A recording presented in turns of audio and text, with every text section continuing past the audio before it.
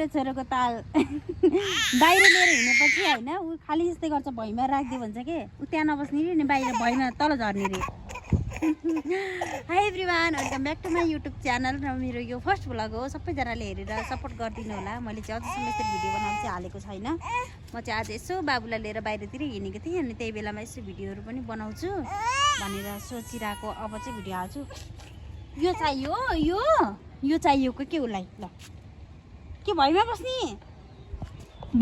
हो भैँमा बस्ने हो लाइस्यो आइस्यो छोरीलाई भैँमा बस्नु पऱ्यो एकछिन राखिदिन्छु हौ म त बिचरा उसलाई नि त हिँड्न मन लागेको छ नि त है कति खुसी भएको नि त कतिखेर निकालिदिन्छु भनेर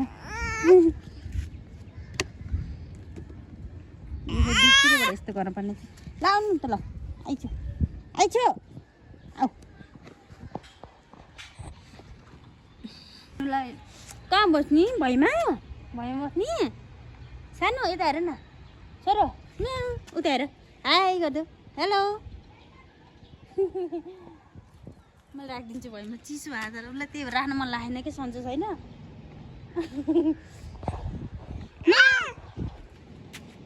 हजुर भैँमा राखिदिनु भने चिच्याको म राखिदिन्छु एकछिन कति खुसी हुन्छ कति खुसी भएको छ भैँमा राखिदिएर कतै मेरो बाबालाई चिसो भयो आऊ कहिले होला 2 खुट्टाले हिँड्ने जस्तो भएको छ कि यो 4 खुट्टाले हिँड्ने बेला भएपछि चाहिँ अलिक गाह्रो हुने कि 2 खुट्टाले हिँड्नुभन्दा अगाडि सजिलो हुने कि 2 खुट्टाले हिँडिसकेपछि सजिलो हुने यो बिचको 4 खुट्टाले टेकेर हिँड्ने बेलामा लास्टै जोगाउनु नि गाह्रो हुने त्यहाँ जाने रे कि मैले लक गरेको छ किन ए लक गरेको रहेछ छाता चाहिएको होला छाताको लागि रहेछ आऊ सानो चिसो हुन्छ आऊ आउनु चिसो भयो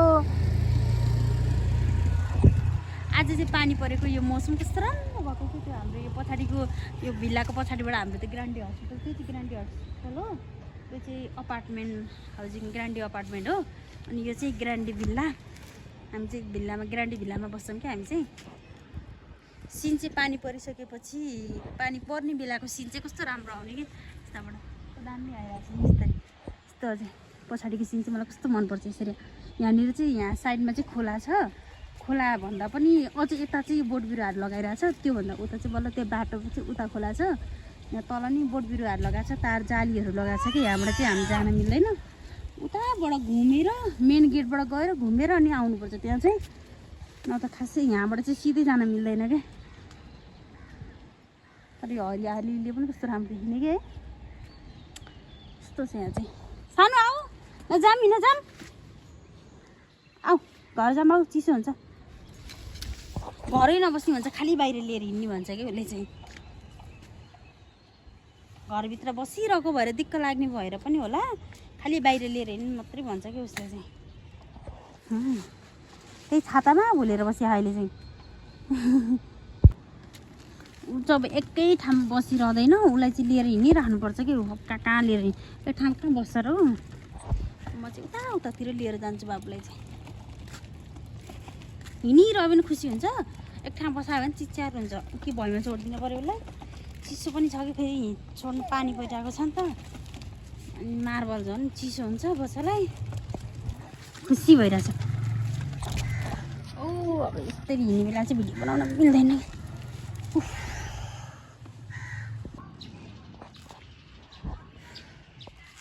साथीहरू होइन म यो ग्रान्डी भिल्लाभित्र बसेको कति 2 वर्ष जति भयो होइन आज बाबु घुमाउँदै गर्दाखेरि चाहिँ यहाँ यति धेरै माथि यतातिर यस्तो भित्रतिर सबै हिँडेकै छैन कि म भिल्लाभित्र हिँडिरहेकै थिएन अनि यता माथि टुप्पोतिर कहाँसम्म घरहरू रहेछ भनेर बाबु डुलाउँदै आएको त यस्तो राम्रो भ्यू देखिने माथि डाँडासम्म रहेछ क्या यहाँ घरहरू है मलाई थाहा नै थिएन यहाँबाट पुरै भ्यू देखिने रहेछ क्या कस्तो रमाइलो देखिने रहेछ म आएकै थिएन क्या अझसम्म कस्तो सक भयो म त हिँड्दा चाहिँ यति धेरै थकै लाग्यो होइन तर म यहाँसम्म आएकै थिएन क्या साँच्चै भन्यो भने म त्यही काम परे त्यो 2-4 घर यता आउँथेँ, नत्र भने त्यताबाट सिधै कि काममा कि घरै हो, अन्त कहीँ हिँड्थेन, बाहिरतिर हिँड्ने त्यो टाइम पनि हुन्थेन। अनि त्यति भित्रतिरमा त्यति धेरै आउँथिनँ क्या।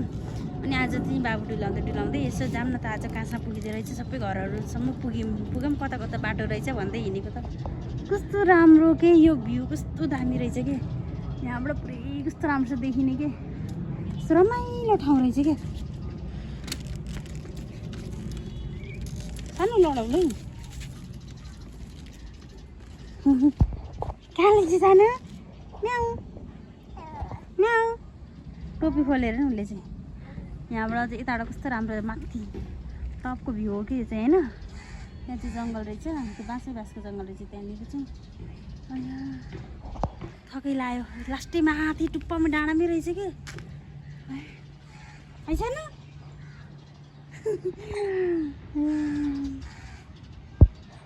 ओ माई गड रमाइलो रहेछ यतातिर, यसो कहिले त्यहाँ आउँदा त रमाइलो हुन्छ नि त। म आएकै थिएन यतातिर, कस्तो राम्रो रहेछ। अब जाने कति माथि आयो कि म आउन नि जाम दाम दाम दाम। यहाँ चाहिँ कस्तो राम्रो आँपहरू पनि फलिरहेको चाहिँ कस्तो राम्रो। अर्काको घर फुलहरू कस्तो राम्रो है, कस्तो गेटमा कस्तो राम्रो भएको। यहाँबाट झन् ग्रान्डी हस्पिटल कस्तो नजिकै देखेको, पछाडिपट्टि टुप्पोमा पर्छ, लास्टको भाग हो कि यो चाहिँ, पुच्छरको भाग हो यो। हस्पिटल पनि नजिकै देखेको यहाँबाट चाहिँ।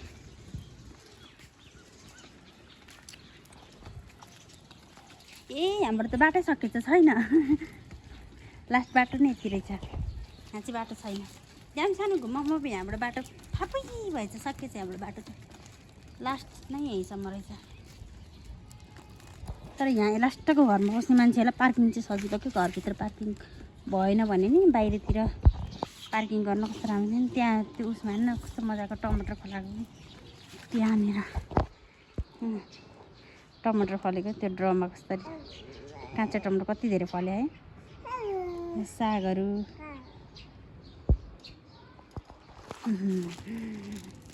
दम दम दम दम दम दम दम दम खानु दम दम दम दम दम दम दम दम।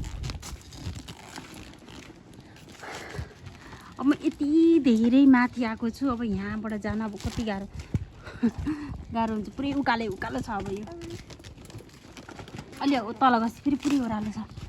अಯ್यो थाकिने भएछ न। म चाहिँ घर आएँ, बाबुलाई बाहिरतिर लिएर गएको। अहिले चाहिँ म बाबुलाई लिएर हिँड्दै बाबु निदायो कि, अनि बाटोमा हिँड्दै अनि घर आएर ल्याएर बाबुलाई सुताएको छु। अनि अब खाना पकाउन मिला भयो, अब खाना पकाउनु माथि अनि अब के पकाउने होला भनेर सोचिरहेको थिएँ। फ्रिजभरि बिहानको एक कटोरा तरकारी रहेछ, तरकारी पकाउँदिनँ, थोरै दाल बनाउँछु अनि यो आँपको अचार बनाउँछु भनेर 2टा काँचो आँप रहेछ कि, यसलाई तासेर सिलौटामा थिचेर अचार बनाउँछु कि। थिचेको अचार कस्तो मिठो हुन्छ नि त। अनि यो 2टा आँप रहेछ, उसलाई चाहिँ थिचेर अचार बनाउनु पर्यो। दाल बसाल्छु अनि दाल चाहिँ पकाउनु पर्ने। चाहिँ दाल छैन होला, तरकारी चाहिँ छ, तरकारी छ, दाल पकाउँछु। अब खाना पकाउन सुरु गर्छु। कहिले खाना पकाएपछि अनि फेरि अब भिडियो गर्छु। मैले चाहिँ फाइनली अचार बनाएँ, आँपको अचार। यस्तो भयो कि यसो देखाएको छ, पिसेर सिलौटामा पिसेको कस्तो मिठो हुन्छ कि यस्तो बनाएको अचार। अनि यो चाहिँ दाल रेडी भयो। अब भात बसाले चाहिँ बाबुलाई लिटो, मैले चाहिँ लिटो खुवाउँछु कि बेलुका सुत्ने बेलामा, रातभरि दुधले पुग्दैन नि त, खनखन गर्छ। अनि लिटो खुवाउँछु कि बाबुलाई सुत्ने बेलामा। अनि लिटो खुवाउँदा चाहिँ मैले बाबुलाई चाहिँ यो युज गर्छु कि, गुलियो चाहिन्छ केरा हाल्नु भन्दा सुरुदेखि मैले खजुर खुवाइरहेको छु कि बाबुलाई। एउटा खजुरको दाना हालेर पानी हालेर पकाउने, अनि त्यसपछि माथि लिटो हालेर पकाउँछु कि मैले। दुधमा बनाउँदैन गेस्ट्रिक हुन्छ भनेर, त्यो लिटो पनि हेभी डाइट हुन्छ नि त। अनि दुध पनि गर्दाखेरि धेरै उल्टी बच्चालाई पचाउन गाह्रो हुन्छ भनेर अनि मैले पानीमै बनाउँछु कि। किन साथीहरू आजको लागि मेरो भ्लग, मेरो फर्स्ट भ्लग सबैजनाले हेरेर सपोर्ट गरिदिनु होला। Thank you for watching, bye by.